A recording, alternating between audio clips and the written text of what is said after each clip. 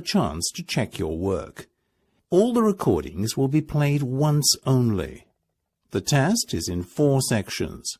At the end of the test, you will be given 10 minutes to transfer your answers to the answer sheet. Now turn to Section 1. Section 1. You will hear part of a telephone conversation between a job seeker and a recruitment agent. First, you have some time to look at questions 1 to 6.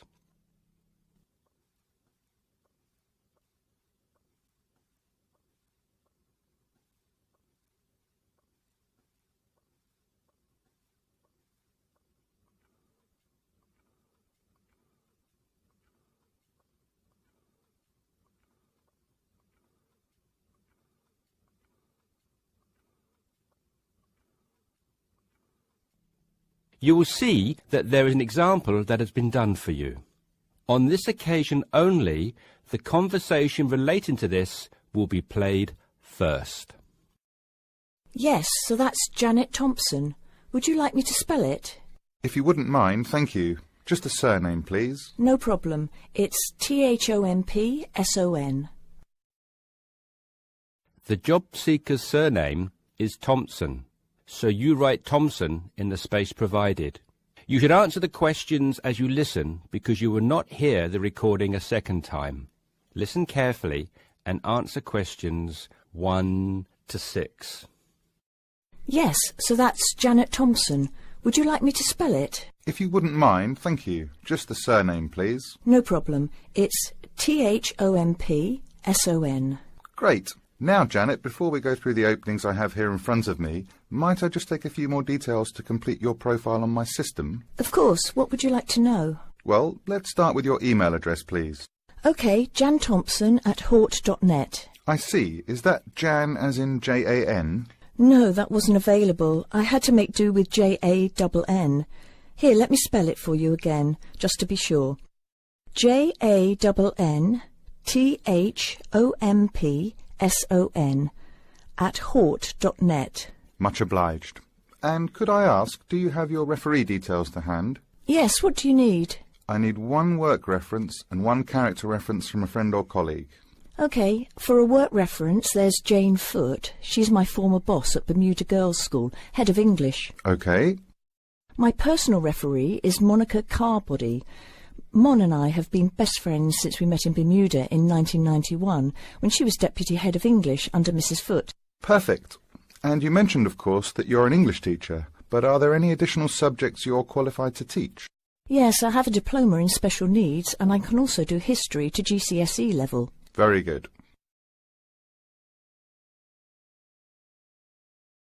Before listening to the rest of the conversation, you have some time to look at questions 7 to 10.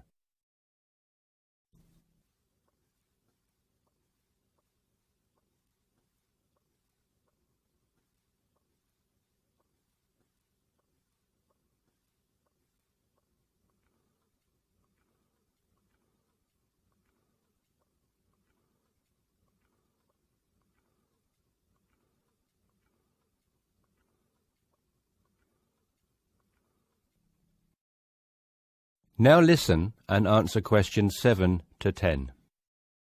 Do you think I stand a good chance of finding something? Oh, better than good. In fact, we have some positions we can offer you today. You see, it's not so difficult to find a temporary role. Tell you the truth, there are plenty of them around, but getting a permanent position will prove a little more trying, though.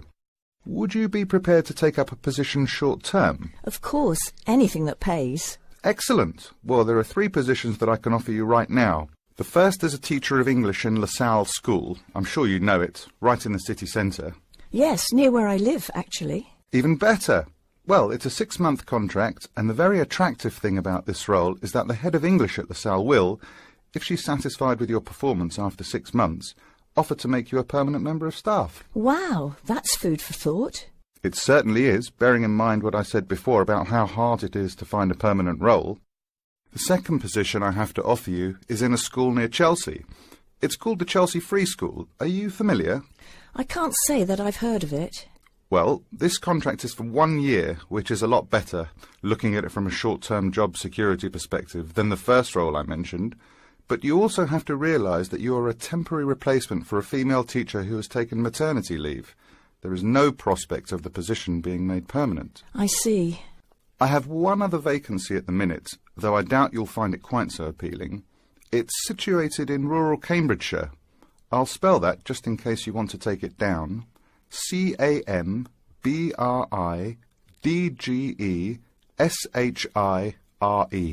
And the school simply goes by the name Cambridge, though it's not in any way related to the other more well-known establishment of the same name. I was just going to ask that.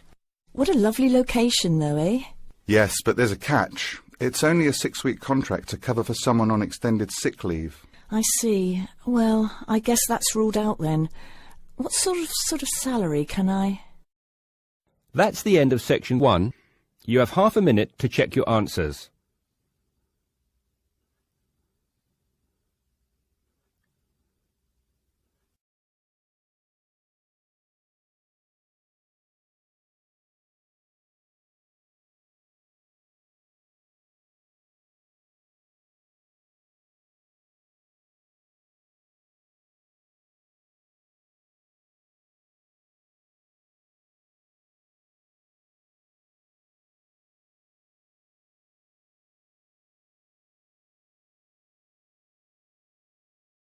You will hear a speech given by the head of a company to some new employees. You have 30 seconds to look at questions 11 to 16.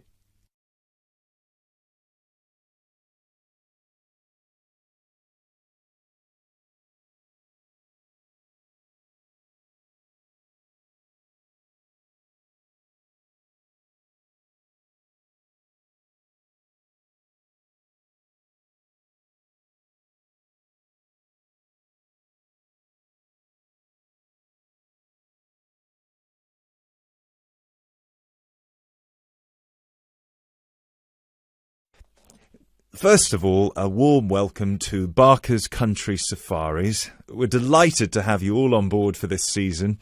I know you've all been told a bit about the company when you had your job interview, but I thought it would be worth telling you a bit more about ourselves. Barker's was set up 10 years ago by myself, John, and my then girlfriend and now wife, Nancy. We started it initially just as a hobby. We felt that there was a good opportunity to share our love of the countryside in this part of the world with the many visitors who come here. As you know, most people come for the beaches in the summer, but there is so much more to the region, and this is what we wanted to exploit. Nancy and I were born near here, and as teenagers we went climbing, kayaking, whitewater rafting, potholing, and just straightforward walking. This district is in our blood, and we love it. While we were still at university, we started taking small groups of visitors out into the national park in Nancy's brother's old Land Rover. We'd drive them around the back lanes and into the forest. We'd also organise rock climbing tours for friends of friends. Then, each year, without us having to advertise, people came back to us to ask for more excursions and trips. So, 5 years ago, we gave up our other jobs to focus full-time on Barker's Country Safaris. Now, 2 years after that, we set up the activity tour part of the business, and 1 year ago, we expanded into organising activities for school groups during term time. Obviously, this was a massive challenge with all the health and safety requirements, but it's proving a great success.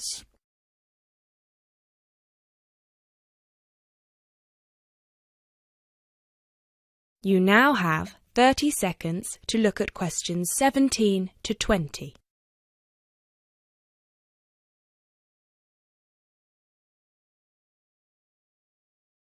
Anyway, we'll certainly not be dealing with school parties during the summer holidays.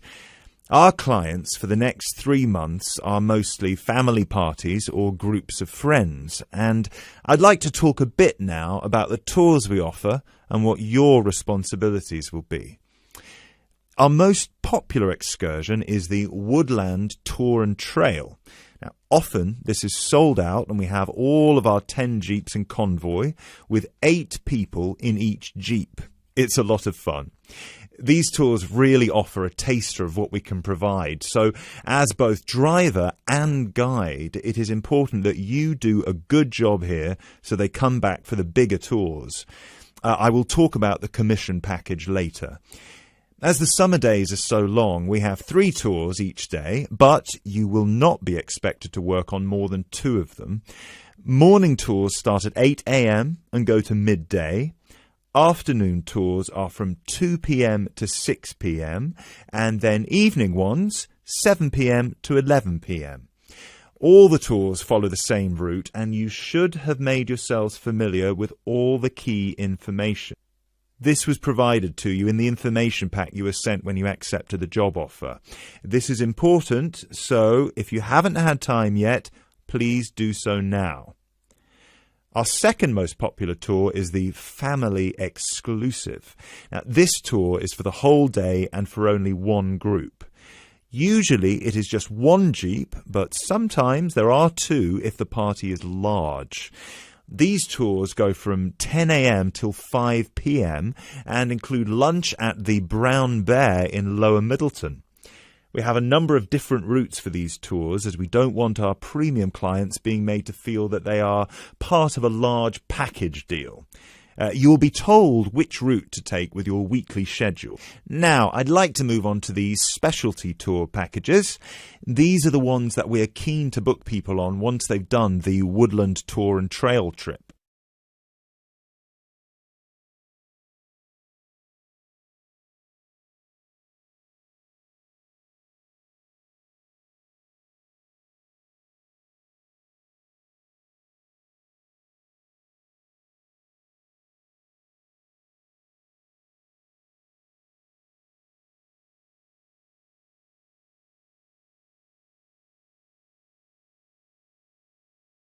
Test 1, Section 3. You will hear 2 students, Jenna and Marco, discussing a business studies project they have to do. You now have 15 seconds to read questions 21 to 24.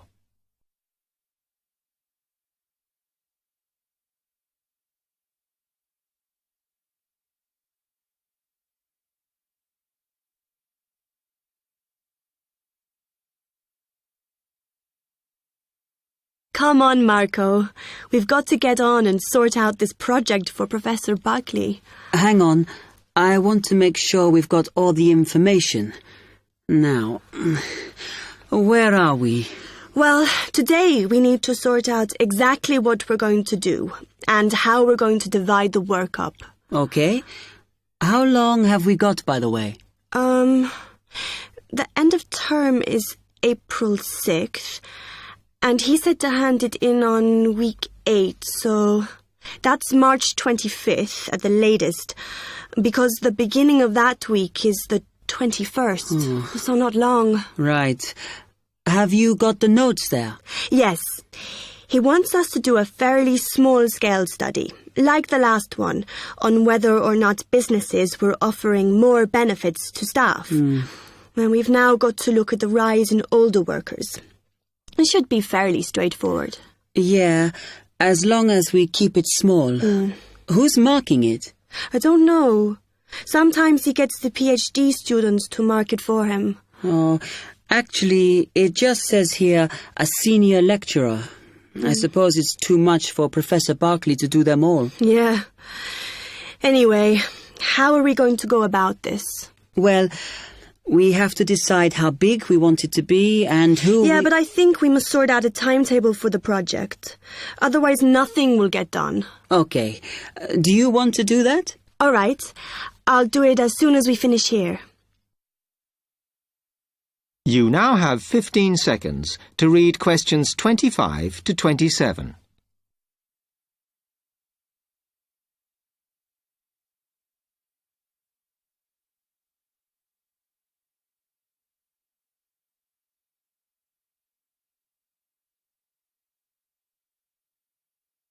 Okay, what do we have to do now for the project? What's the best way to go about it? Well, Professor Carter suggested we set up a focus group to get some in-depth interviews, but I think that'll take a lot of time. Yeah, I agree. If we did a focus group, we'd have to spend time deciding who to include in it, and it's not necessary to do one anyway. Oh, fine. And if you agree, I think we should get in touch with the businesses on the list Professor Carter gave us and ask them if they're prepared to participate. Sounds good. Then we can go there, give them questionnaires, and collect them later. Exactly. Okay. Then, do we need to book one of those study rooms in the library so we can work together to input the data? Perhaps not, as I guess just one of us could just sort it out actually. Yes, that would be easier.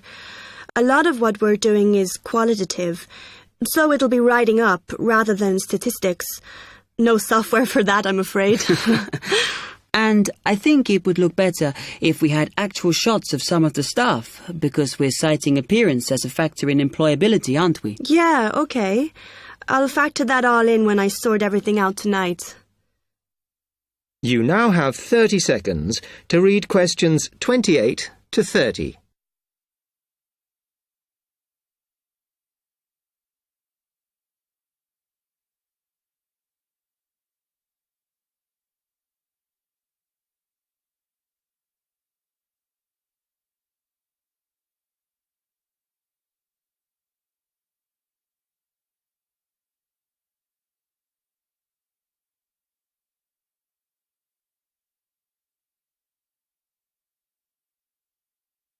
I'm glad we decided to work together. I think it's going to work out well. Yes, well, given that we had to work in pairs on this project, I think we were right to choose each other. We complement each other academically, as we're each good at what the other isn't. In fact, we should have tried working together before. Yes. Now, how shall we split the work? I'll do the analysis, shall I? Oh, okay. It's just that it might be faster, because I'm used to doing it. Although your English is better than mine. I need more practice at reading, really. Okay, I'll do the presentation then, if that's okay with you. Yeah, sure. I don't mind speaking in public, but I hate preparing all the notes for them. The thing is, the tutor said one person should do the whole presentation, and he said he expects me to do it because I haven't done one yet. No, that's fine. Now, let's see. Test 1, Section 4. You will hear a media studies tutor giving a lecture about news sources. You now have 30 seconds to read questions 31 to 35.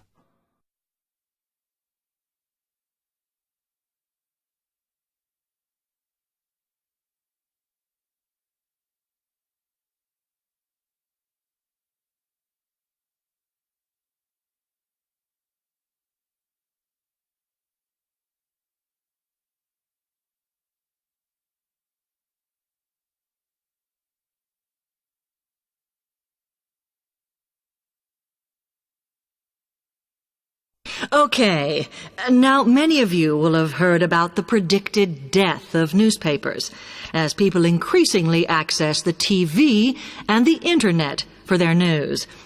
Today, I want to look at the USA, which has very advanced news sources, to see if this is actually true.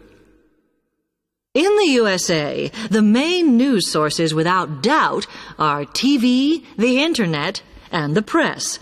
That is, traditional newspapers. And although they are each surviving and growing, they are also changing. Obviously, TV news has been around for a while, and the early evening bulletins, when people get in from work, are very popular. I suppose we traditionally think of the morning newspaper arriving on our doorstep with the daily news. Interestingly, this is not borne out by the statistics, which show that readership in the U.S. is much higher when people have time to relax, when they're not working, especially on Sundays.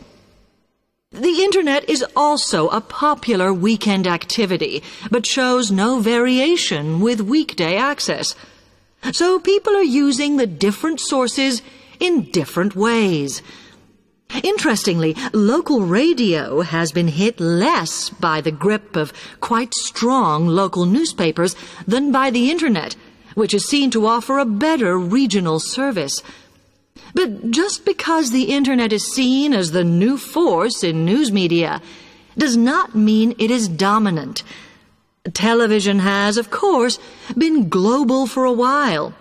But now technological changes, which have fueled the rise of online news, have also allowed newspapers to print and distribute editions across the world. In fact, Internet news, which is seen as the big competitor for traditional markets, does not offer that much variety. Often, the sources are the online versions of the newspapers, whereas television, in order to offer something different, has had to come up with a much more mixed bag of reporting, from hard news to light reports on celebrity events. Another issue is reliability. The Internet is virtually unregulated, so anything can be reported there, whether true or not. Journalists on newspapers have fought a long, hard battle to fight intervention and to retain the freedom of the press. Television, however, is seen as critical to political power and has become subject to harsh controls about what it can or cannot say. You now have 30 seconds to read questions 36 to 40.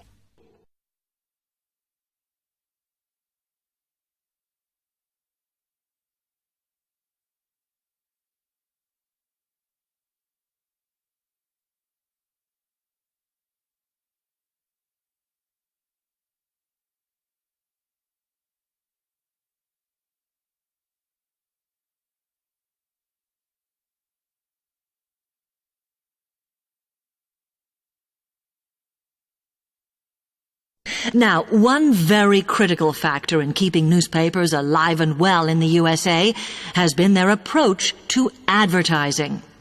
Obviously, newspapers are heavily dependent on advertising revenue, and they have become more and more imaginative in what they offer, in order to make sure that advertisers use them and not other news sources. This has meant that, contrary to popular belief, newspapers now have a significantly higher profit margin than the rest of American industry. So, how have they managed to raise advertising revenue in this way? Well, they have put a lot of effort into developing and maintaining a very strong association with the retail trade. And they've come up with a winner. A critical tool in their sales plan has been suggesting that the adverts they run can have vouchers. This has been enormously effective because they have found that not only do more people buy the paper to get the discounts, but also that this inevitably means much higher sales for the clients who advertised. As well as doing this, the newspapers have also introduced aggressive sales campaigns over the last few years. This has resulted in a significant and continuing rise in the number of advertisers prepared to pay the extra for full-page ads. So, what I would like to move on to